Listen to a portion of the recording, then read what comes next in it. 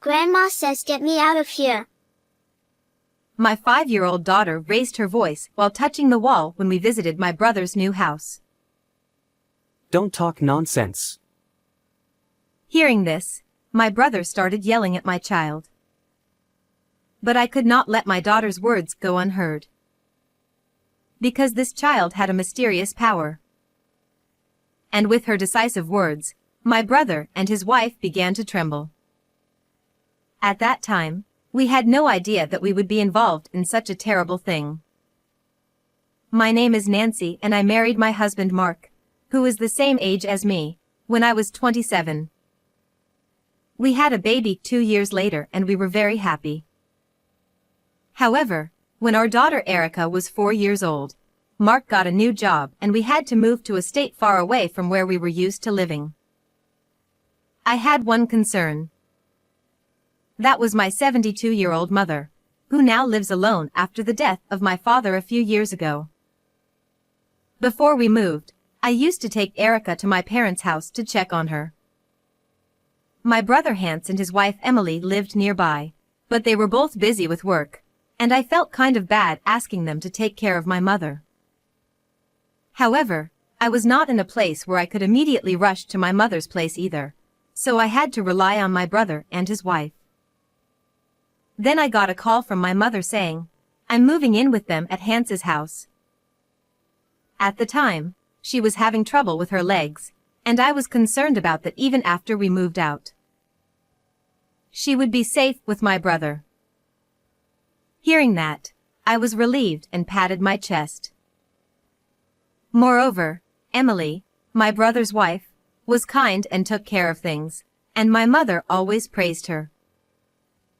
I've decided to tear down my parents' house and build a new one. One day, I received a phone call from my brother. He told me that his house, where he lived with his mother, had many steps and seemed inconvenient for her, so he would make the new house wheelchair accessible.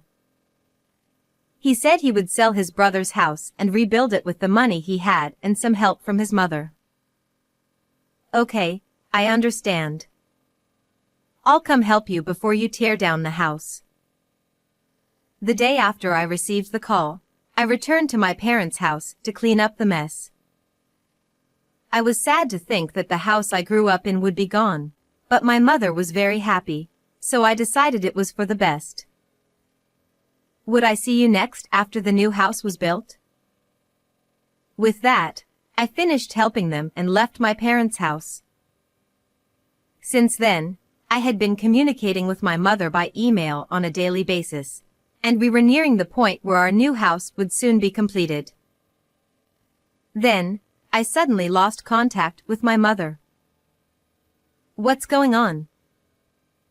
I felt a stirring in my heart and decided to ask my brother Hans. What he told me was unbelievable. He told me that my mother was in need of nursing care and had gone into an institution. No, that can't be true. I've been texting her every day. That was me pretending to be my mom and replying. She wasn't in any condition to operate her phone anymore. Then why didn't you tell me right away? But wouldn't it shock you to find out that your favorite mother is going through that? Moreover, he continued, she may not even recognize you anymore. My mother's memory was vague. She was unable to take care of herself. Her personality had changed, and she sometimes became angry suddenly when she used to be calm. I want to see my mom. You can't do that. She is finally able to live calmly at the facility now, but if you suddenly go there, it will only confuse her. That may be so, but then at least tell me where she is staying. The staff in charge has asked me not to visit her for the time being. I'll be sure to contact you when things settle down. He hung up on me without even telling me the name of the facility. However, I was not convinced by all means, so I decided to leave my daughter with my husband on his day off and visit my brother's house alone. My brother had just gone out, and when I rang the doorbell, his wife, Emily answered. When she saw me, she sighed loudly. You heard from Hans, right? Even we are heartbroken that we had to put your mother in a facility. I couldn't say anything more as I looked at Emily, who said this with a downcast look on her face. I know my brother and his wife must be having a hard time as well. However, just as I was about to give up and leave, a sight caught my eye. What? Why? To my surprise, I found my mother's belongings piled up in a corner of the yard. I rushed over to check it out and found that even her cherished presents and mementos from my late father had been put together in a garbage bag. It was as if my mom was nowhere to be found. I felt sad and hurt. Why is this here? I returned to my brother's house again with my mother's belongings and questioned Emily. We have to clean up this house and we can't take all of it to the facility. My new house hasn't even been handed over yet, so I have no choice but to throw it away. But that doesn't mean we have to. I understood that she had a point, but I had not yet met my mother, and I still could not accept the reality and could not forgive her. I will take care of these belongings until your mom gets better. Yes. You can do whatever you want with it. Emily shushed me and closed the front door behind her. I sighed as I drove home, her cold attitude, my disappointment, and many other thoughts running through my mind. You'll have to call me with more details about your mom from now on. When I got home, I sent one message to my brother. There was no reply, but from time to time, Hans would send me an email titled, "How Mom is Doing at the Facility." As usual, I could not see her and only heard from the person in charge, but I still felt a little lighter just to hear that she was doing well. I could feel that my brother also cared about me, and I realized how much I appreciated my siblings. A little later, Hans informed us that he had finished moving into his new house, and we decided to go to the housewarming celebration with our family of 3. The exterior of the house looked like a mansion itself, and the inside was very stylish and really nice. However, there are steps, and it doesn't look like a house that was built with my mother in mind. I was having these doubts as I was being guided around the house. Grandma says let me out of here. Erica, my 5-year-old daughter, suddenly said this while touching the wall. What? Hey! You're talking nonsense. My brother yelled at my daughter, interrupting my astonishment, and Emily glared at her as well. But what she's saying is... Shut up. Hans didn't want to listen to me, but in fact, my daughter has had strange powers for some time.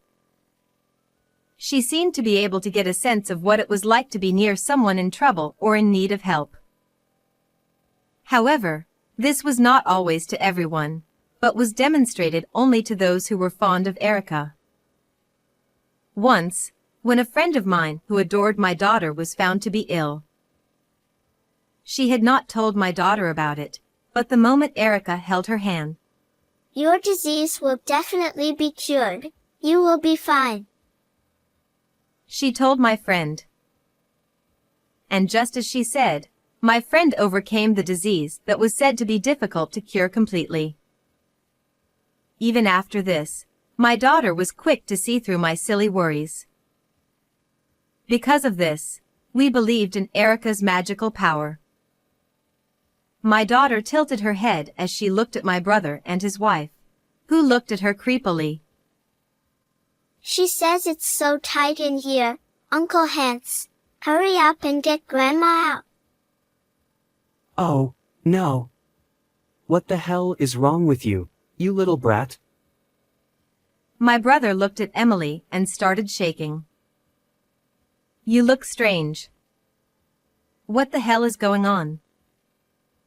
Perhaps noticing my stare, Hans followed us out the front door, saying, I've remembered something urgent and I need you to leave. After the door was silently closed, we had no choice but to return home. But I was still concerned that something was wrong with them. When I arrived home, the first thing I did was to check something. I was surprised to find out that my brother and his wife were, well, not quite what I expected. I knew that my brother and his wife had been. Then I made a phone call with my hands trembling with anger and began to prepare for sanctions. 3 days later, I left my daughter with my husband and visited my brother and sister-in-law alone at their new house.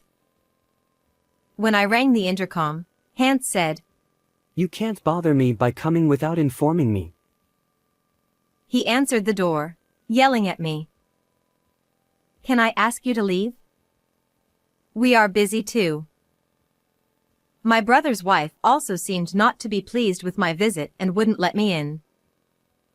Well, of course, that was to be expected, and it was more convenient for me to be outside, so there was no problem. "I want to see my mom, so I need you to tell me where she is." I told him in a serious tone, looking at them both. Then my brother snickered and approached me with a serious face.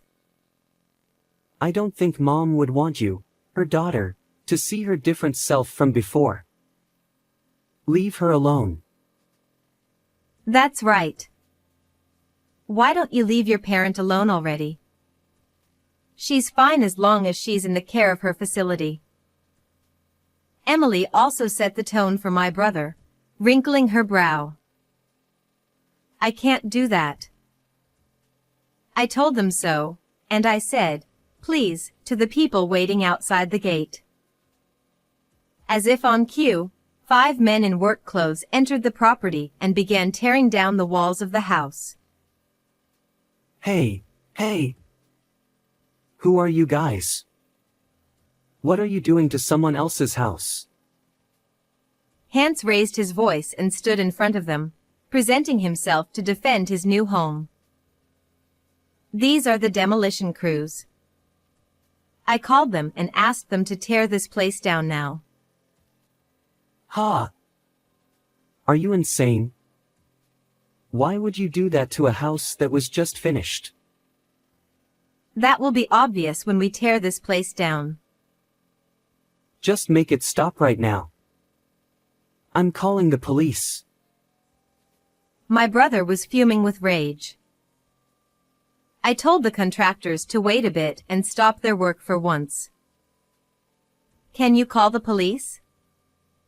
Isn't it you and Emily who are in trouble?" What are you talking about? Oh, maybe you're serious about what that creepy kid said, and you're going to dig through the walls? Yes. Mom's in here, you know. In fact, I wanted to be sure of that, so when I decided to sanction my brothers, I hired a contractor. My brother stared at me with a furrowed brow. "You don't believe me? But Erica really does have magical powers." "So what? It doesn't matter now. You broke someone's house, you'll have to pay for it." My brother's wife came at me with a terrible sword, and this was the first time I had ever seen her face like this. This must be Emily's true nature. What's the use of doing that if you don't have any evidence? How many times have I told you that Mom is in an institution? Hans now spoke as if admonishing. I ignored him and confronted him with one notebook. "I have proof. It was all written in this." It was a diary left by my mother. On that day when my brother and his wife turned me away, I went home and checked the contents of my mother's belongings that I had brought home earlier. As I was searching for clues, I found the notebook at the bottom of her bag. In it, in my mother's own handwriting, she had written about the events that had taken place since they had decided to start living together and build a house. She said that my brother's wife had been cold to her, and that Hans had asked her for money. She was supposed to help with only a part of the construction cost of the new house, but in the end, she was asked to keep the bank book and all the money was used without her permission. Furthermore, my mother, thinking that I would be worried if she told me about it, did not tell me. That diary doesn't lead to the ludicrous suspicion that Mom is inside these walls, does it? Even though just spending the money without permission was a problem, my brother gave me a victorious look as if it had never happened. I was taken aback and said, "This isn't the only one," and opened the page to the date the day before I lost contact with my mother. What the hell? When they saw it, they both exclaimed in shock. It contained a detailed account of a conversation between Hans and Emily that my mother had overheard by accident. It was a terrible conversation, starting with the statement that old people with no money are just in the way, followed by the words of the brother's wife, "When are you going to send your mother to the other side?" My brother seemed to be saying that Mom is always in touch with me, so if he got the timing wrong, I would find out right away. And from there, the two of them began to laugh and make terrible plans. When my mother heard this story, she must have thought that maybe her life was really in danger. Unfortunately, Emily caught my mother eavesdropping. She managed to cover it up and went back to her room, but she was planning to call me after dawn to discuss everything. However, I never heard from my mother. This must mean that my mother was killed by them after she wrote her diary. Isn't this the truth? You guys are such assholes. This could just be Mom's imagination. You see, she may have lost the border between reality and delusion. That's why she's in an institution. Are you still saying that? Mom is definitely here in this house. All these lies about her being in an institution. Come on. Which are you going to believe? This diary that may or may not be true, or my story? In my mind, I said, "Of course it's Mom, isn't it?" I held up the floor plan of the house that was tucked away on the last page of the notebook. The paper was quite tattered, showing signs of having been repeatedly folded and opened. My mother was probably looking forward to seeing her new house being built, and she may have looked over the plans again and again, imagining herself living there. It was heartbreaking to think of her feelings.